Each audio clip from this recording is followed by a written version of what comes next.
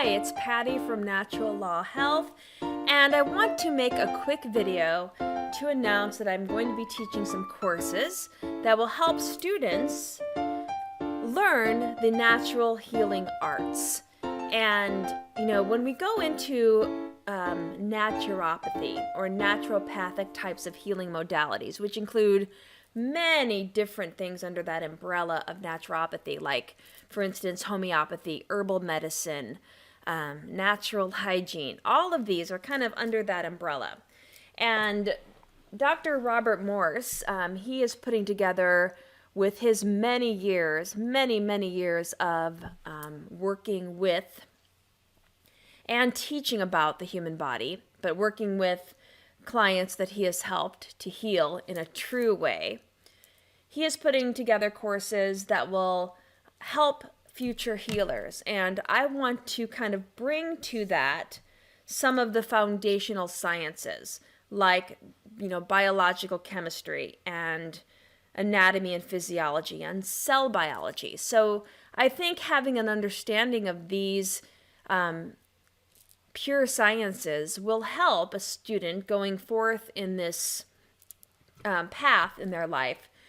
They will be able to better communicate with their clients and help them determine what's going on in their body. Because really, when it comes down to it, even though a lot of what I teach about when it comes to the human body specifically can seem a little complex, it really is quite simple.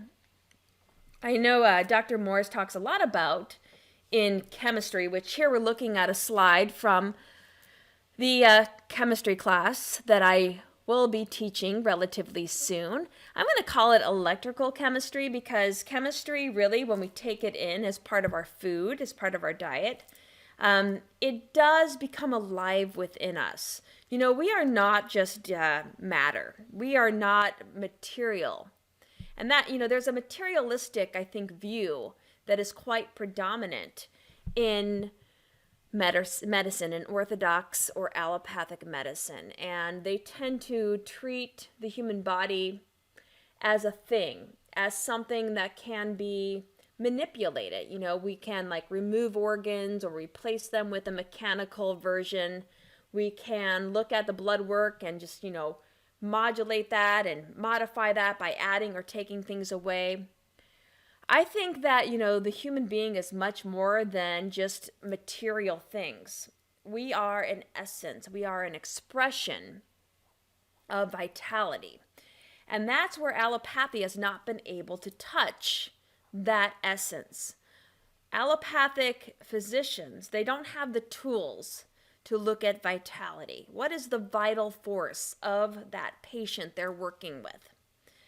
And so naturopaths and people that are going into a naturopathic healing modality, they really are going to have that ability. Okay, sorry, I wanted to switch to a bigger screen because there really wasn't any purpose for me showing you the course right now. But going into natural healing, one thing that is missing is the vital essence. We as humans aren't just a bunch of things. We're not just matter. Yes, we're made up of physical things, but even if you look at the atom by itself is mostly space. So the nucleus, which contains the protons and the neutrons, it's in the core of the atom. And then orbiting around that atom are very tiny electrons. One electron is 1/1800th, 1 over 1800, 1/1800th of the mass of a proton or a neutron. They're very, very tiny. So it's kind of like you standing, in the middle of the space, and there's a little speck where the moon is. That's kind of a more realistic example between what would be in the core, the nucleus, and where the electrons are. So what's in that space between? And why is it that, we can't just put our hands through a wall? If atoms, which make up everything that has mass and takes up space, we call that matter. If atoms make up all of these things, and atoms, each one is mostly space, why can't we put our hand through things? Maybe we can, maybe we just in our mind think we can't. So, there's a lot that I teach about the human form and what it's made up of. But in reality, we don't know everything. And I think that's where a lot of the natural healers, especially, the more traditional healers, if we look at the shamans throughout history, like in South America, but really there used to be shamans all over this planet.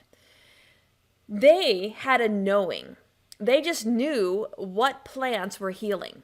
They had a clairvoyant kind of knowing where they could see, or maybe clairaudient, where they could hear nature.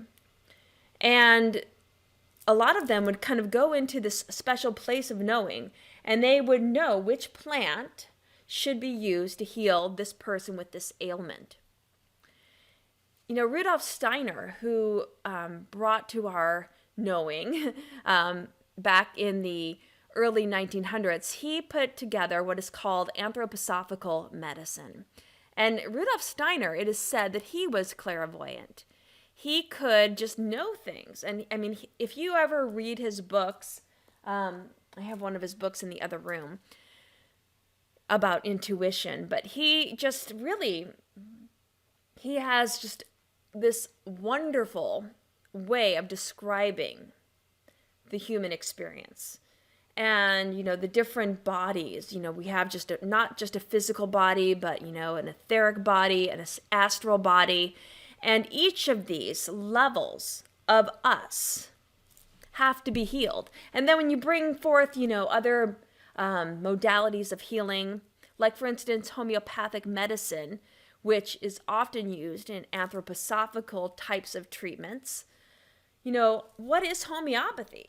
Homeopathy is where you take something and you dilute it hundreds and hundreds and hundreds of times until you basically don't have any of it left, because after you've added a little bit of this substance to a liquid and you dilute it and you keep diluting that, there's like nothing left except the energy of that substance.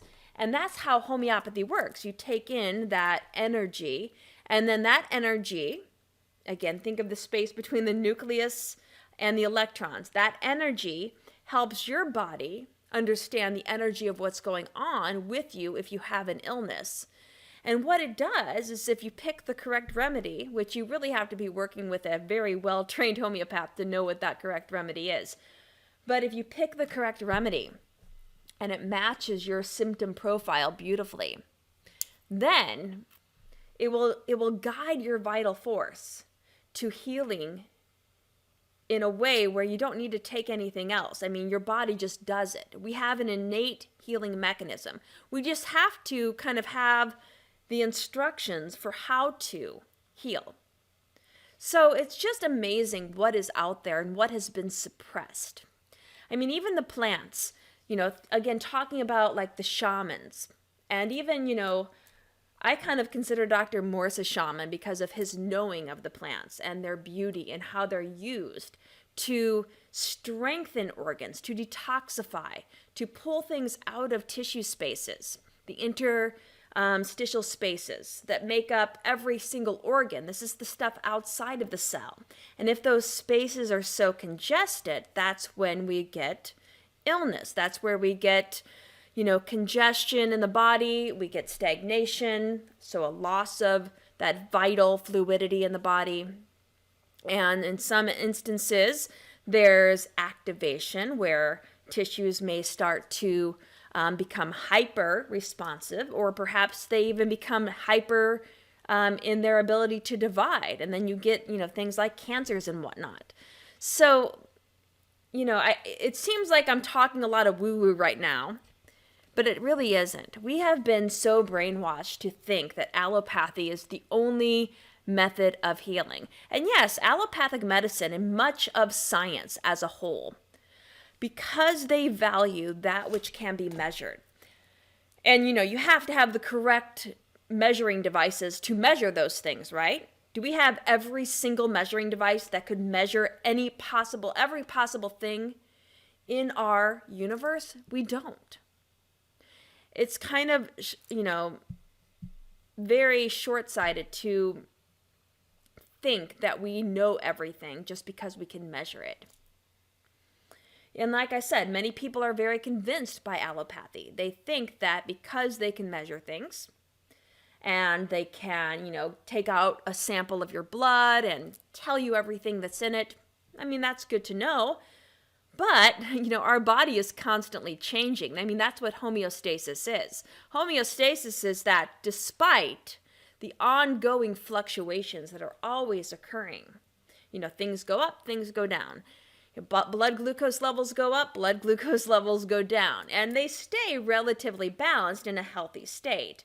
But, they're constantly fluctuating. So if you, at one moment in time, prick your finger and take out a couple of drops of blood, and then you put that in a glucose meter, your reading will vary depending on the time of day.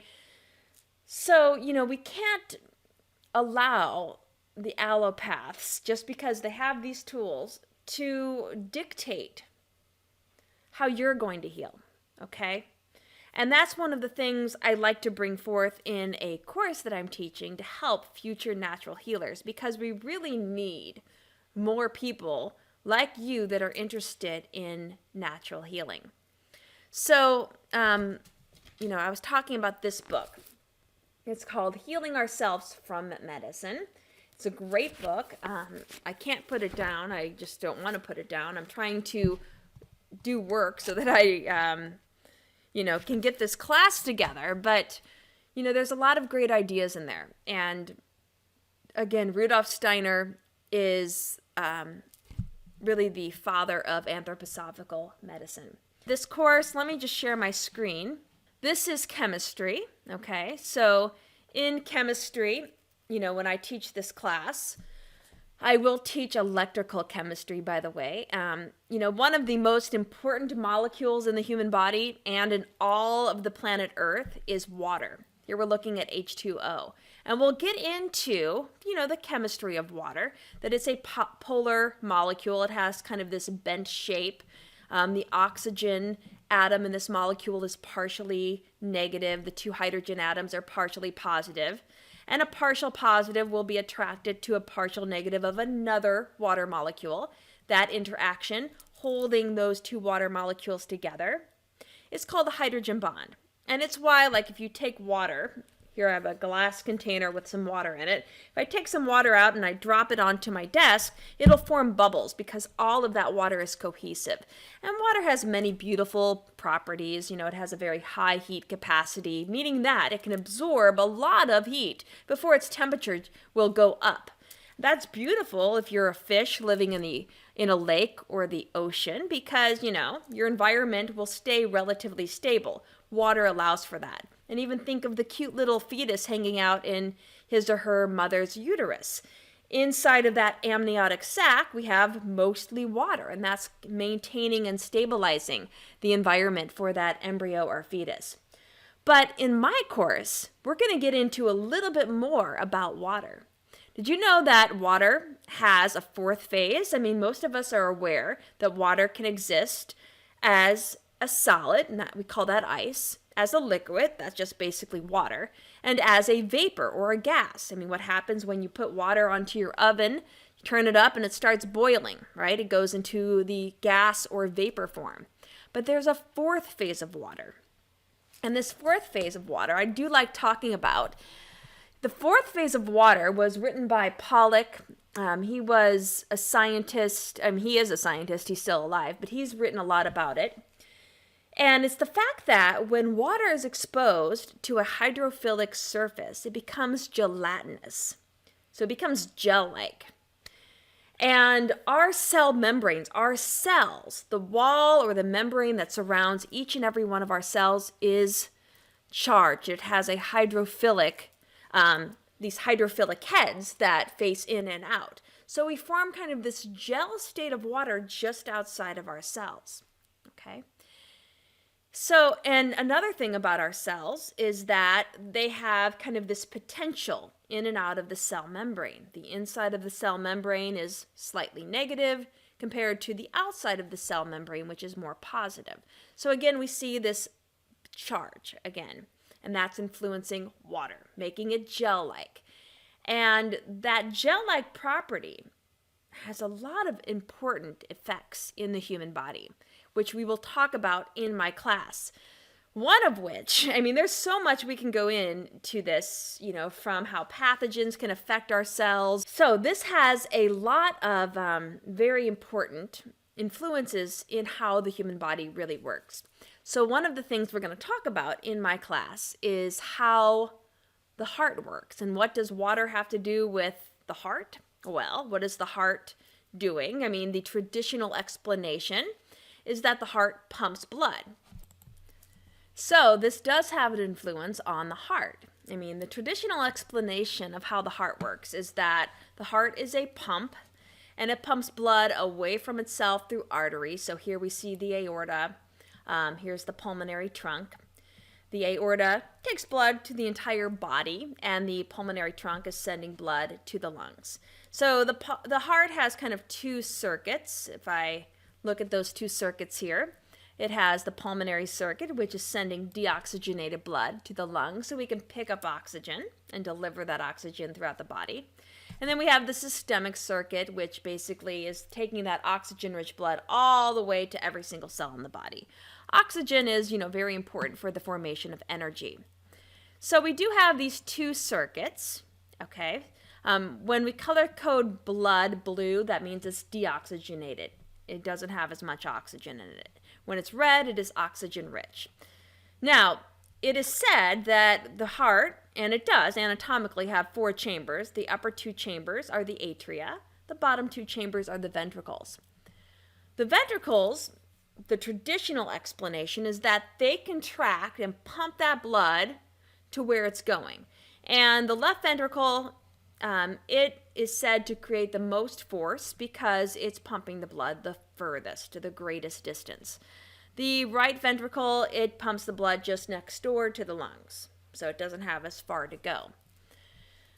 And that's how I teach it to my traditional anatomy and physiology students, that the heart is a pump, pumping that blood, to many cells throughout the body or to the lungs.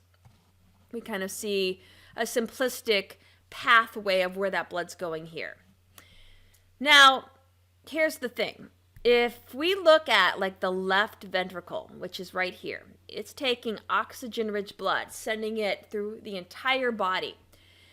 It has been said if we were to take all of the blood vessels that blood is passing through from that source of pumping the left ventricle, the blood vessels, if we line them up end to end, they would, in one single row, pass around the planet Earth 3 times. That's how many blood vessels we have.